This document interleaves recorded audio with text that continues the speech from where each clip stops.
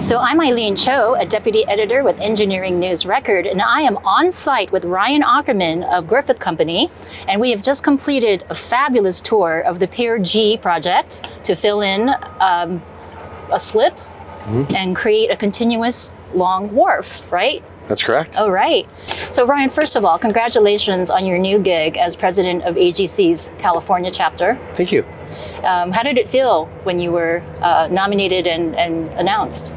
It was a huge honor. It was definitely an overwhelming feeling when I first got the request to be president of AGC of California. It's something that's been ingrained in Griffith Company for many years. We were one of the founding members of AGC of California, and there had been multiple previous Griffith Company presidents, so it's great to be able to follow in their footsteps. And what are some of your goals for the coming year? If I were to sum it up into my three major goals, there's a lot of them, but the top three would be playing a large role in workforce development. You know, there's been surveys across the country and in the state of California that is at the top of everyone's mind of workforce shortage and needing more labor to handle the amount of work that we have in front of us. So if we can get people that are already interested in construction and in the pipeline to companies and job sites faster, that's a huge initiative of mine on how I can play a role in that with this year as president. And secondly, I'd love to see if we can't get other associations and other contractors and just owners in general being more collaborative and having one voice in the construction industry. I've been a huge proponent of partnering through my whole career, and so is Griffith Company. I'd love to see what I could do to bring that more to the forefront in this next year.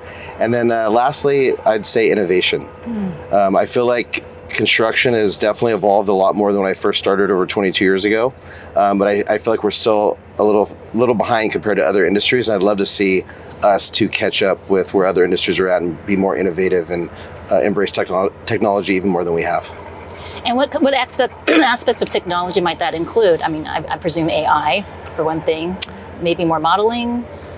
What other kind of tools? Yeah, I mean, AI, we're still at the forefront of how it's going to benefit construction. I mean, right now, a lot of contractors are using it for contract, reviews and things like that. We're starting to see it utilized more in estimating, which is, there's some hesitation there because of the risk of an estimate that's not done correctly or a takeoff that's done correctly.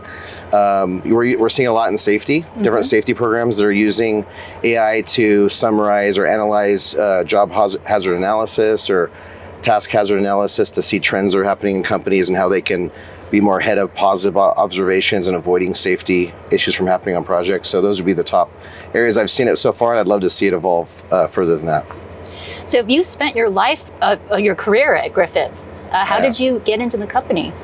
So I got into the company, not the way most get in. I was actually in the accounting industry earlier on, and I had not had much exposure, if any, to construction.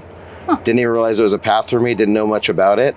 I happened to, the company that I was working for relocated to a different state, so I was in between jobs, and the opportunity arose to interview with Griffith Company. And I talked to Jamie Angus, who's still our CEO, and he told me about a project at Long Beach Airport that they needed a project engineer for, and I figured what I have to lose, I'll give it a shot, and here I am again 22 years later and now president of the company. Amazing. What, did you have to go back to school and get an engineering degree? No, so I was at that point, I was about halfway through my college. I just got my associate's degree, and I was pursuing my bachelor's degree in accounting.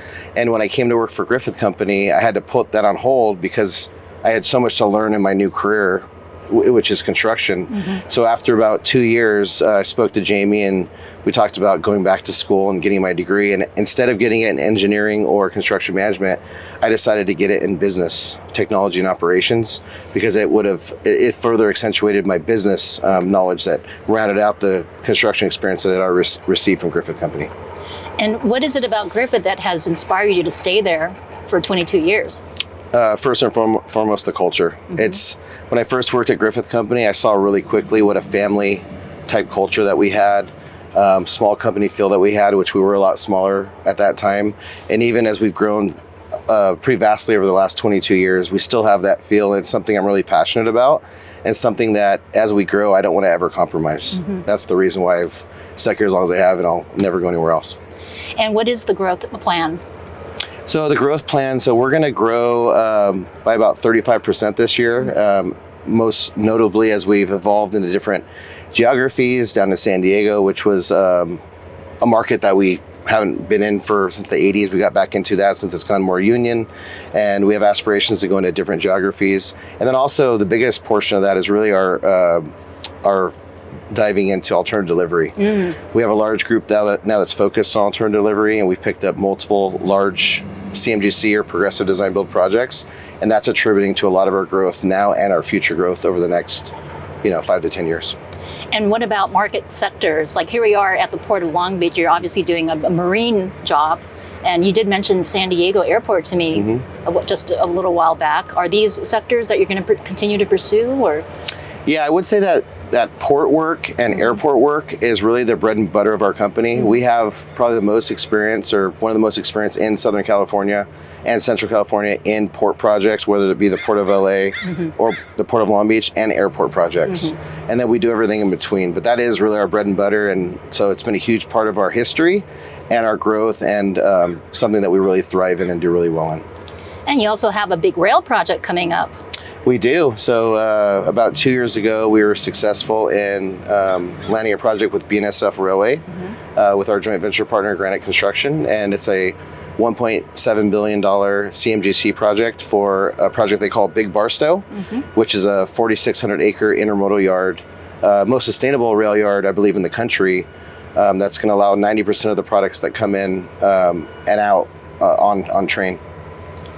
So what are some other sectors that you're looking to grow? Other sectors we're looking to grow. We're looking to advance in geography-wise up into Northern California. We have our sights set on Nevada and Arizona in the years to come. There's been so much work here in California, and with one of the largest labor forces, we've been able to keep them busy here. We have aspirations to get back into mechanical and water with all the money that's being thrown at that kind of work. So those are some of our near-term growth aspirations through those avenues. You were mentioning one of your goals was regarding recruitment of talent and growing the labor force or the talent pool. What are some ways in which Griffith is already doing that? I know I heard mention of apprentices before. So yeah, we have a pretty robust apprenticeship program. We have great relationships with our local union partners, and we have, we're able to work with the trade schools and get apprentices right out of the schools when they're completed with their training programs. We're able to refer in people that we meet and get them into the apprenticeship program through the laborers. Something I'm also really proud of is our internship program. Over the last 10 years, we've had about 165 interns come through our program throughout the different summer internship seasons, and we've hired probably about 40% of those interns. So really proud of that, and that's been a big part of our labor force growth as well. Great. What are some of the biggest challenges affecting the industry besides, trying to get more talent into it that you're seeing right now? I mean, outside of the workforce shortages, it's really just seeing how we can be more efficient, again, with technology, do more with less. We live in a very difficult state when it comes to regulation and compliance. So one thing in my role as AGC president as well is trying to navigate through the political environment.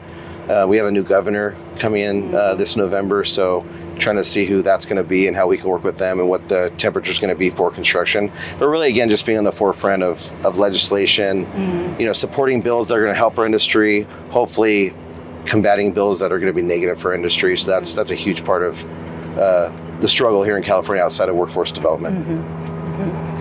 Well, we just spent a lovely day touring the Pier G project.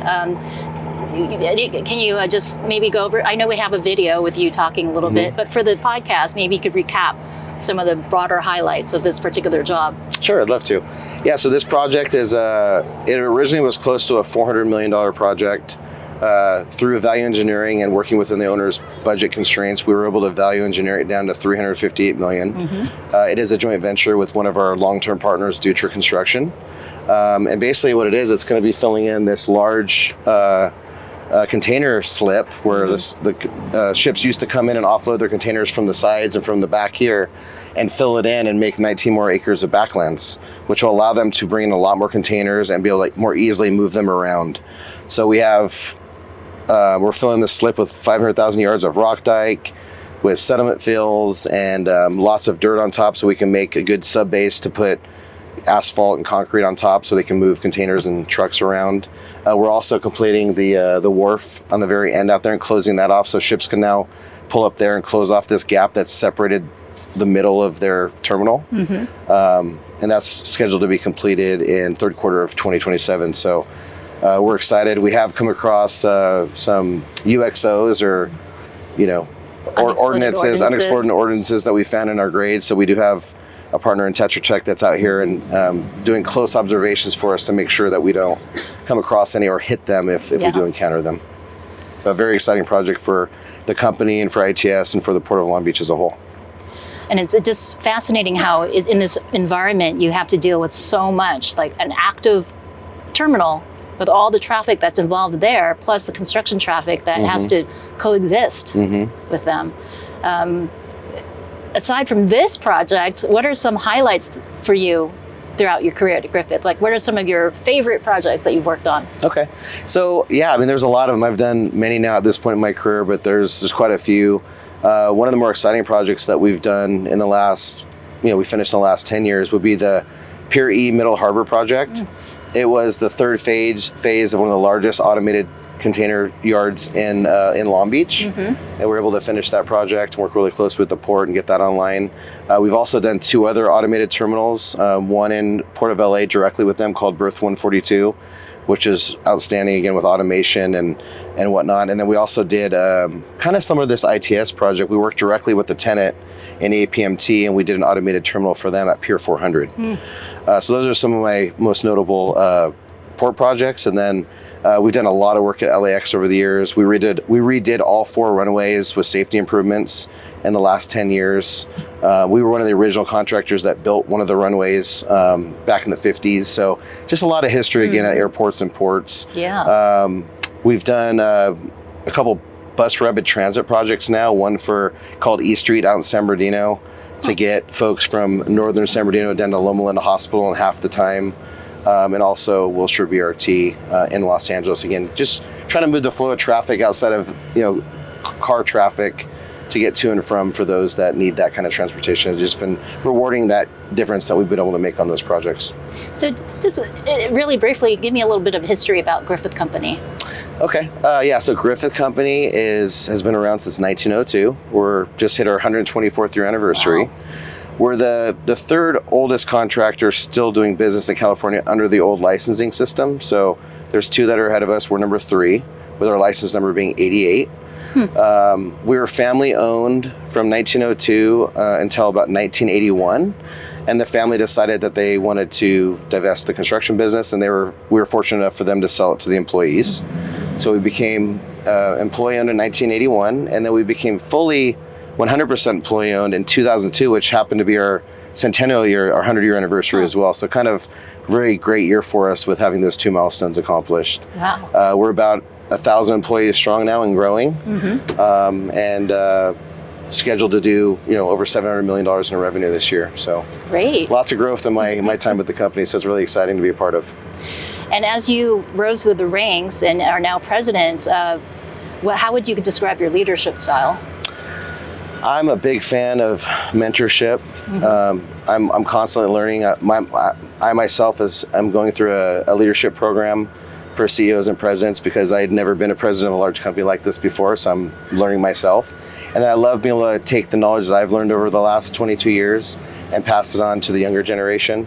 If they can learn from my mistakes or some of my successes that I've stumbled across, I'd love to help them and fast track their careers. And that's really one of our barriers to growth, is having younger people that are ready sooner so we can put them into those key leadership positions. So I look at a big part of my job as president is to try to help get them ready and have help with our expansion efforts and to create opportunity for them to move up in their careers, like I was able to I was given the opportunity by Griffith Company to do. And what are some lessons learned that you've garnered over the years? So I get a different generation, but I get a lot of questions from I talk to all of our interns when they come in, our project engineers as well. And I get a lot of questions about work-life balance. So one thing I tell them, because I did start in construction later than most, I was in my late 20s when I started. So I felt like I had some ground to make up to be able to get into the role that I am today. So I worked a lot of hours. I made a lot of sacrifices, from a family standpoint, that if I could go back, I might have, maybe done that a little differently, but that'd be one lesson that I would talk to the newer generation. You have to decide where you want to be in your career and how fast you want to move, and then just put the time in that coincides with it. So that'd be a big lesson that I've learned over the years. And it depends on the pace that you want to be on, right? I've also learned over the years that if you want to move up in the company, you have to train at least one replacement, if not more. For example, when we do our succession planning every year, we look at it once a year. We make sure that at every key position, especially positions that are going to be retiring in the next 3 to 5 years, we have at least 3 names that we're looking at to potentially fill that role. And then we look at them closely to see who could evolve into that role. And it's been a game changer for us. And we started doing that about 10 or 12 years ago. And that's been a major lesson learned. And another thing that we do as well that I didn't get the chance to do because we were small at the time, but I tell everyone the biggest challenge that I've had in my career is managing people and getting other people to do what you need them to do and motivate them and whatnot and have them grow. And they're all different. So we put all of we have an emerging leaders program in our company that we've started just for that reason, to get them ready to lead people, to manage people, to learn these things through that process before we throw them, just into the fray to figure it out. So it's worked a lot. I just based it on my own experience, not having that backing before me. And have you started to reap the results from this program? We have. I'd say in the last 5 years, because of that program and trying to accelerate leaders, we've promoted about 160 people in the last 5 years in different roles, right? Project engineer up to multiple managers over different profit centers. So yeah, we've reaped the benefits. I'm still looking at now, how can we even go even a little faster, right? Because now we're out of those moves and we're trying to get ready for the next wave of our growth and be able to move those people into those roles. So yeah, it's paid dividends. That's exciting. Yeah. So you're pushing for more collaboration amongst industry groups as president of AGC. You're embracing more collaborative project delivery methods as a contractor. Seems like I'm seeing a theme here. Yeah. And did you say it's kind of almost, do we even have a choice anymore as an industry to not be collaborative? We really don't. I think if you're not willing to be collaborative, then you're going to get left behind. And unfortunately, I've seen some of our early competitors that didn't embrace it, that did get left behind. And I think there's less and less contractors now in this market than there was when I first started for that reason.